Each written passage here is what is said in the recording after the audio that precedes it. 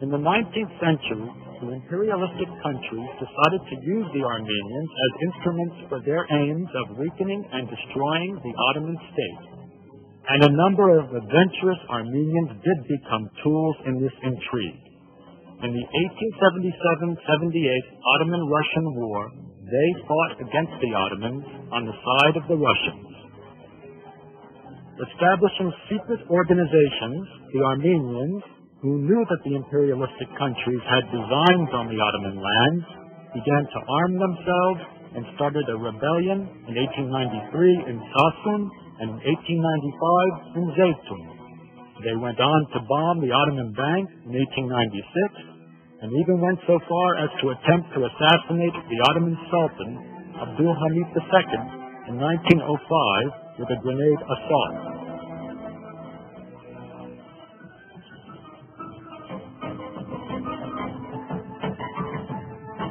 Taking advantage of the outbreak of the First World War, this Armenian underground sided with the countries fighting the Ottomans.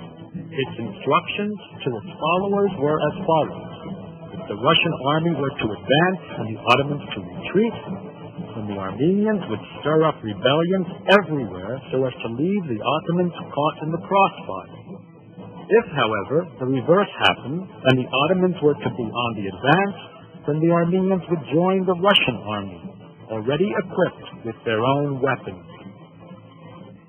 Thus, with the outbreak of the First World War, the first major Armenian rebellion erupted in Zeytun on August 30th, 1914. A string of others soon followed suit in Kayseri, Bitlis, Erzurum, Elazığ, Diyarbakır, Sivas, Trabzon, Ankara, Izmit, Van, Adapazarı, Adana, and Izmir.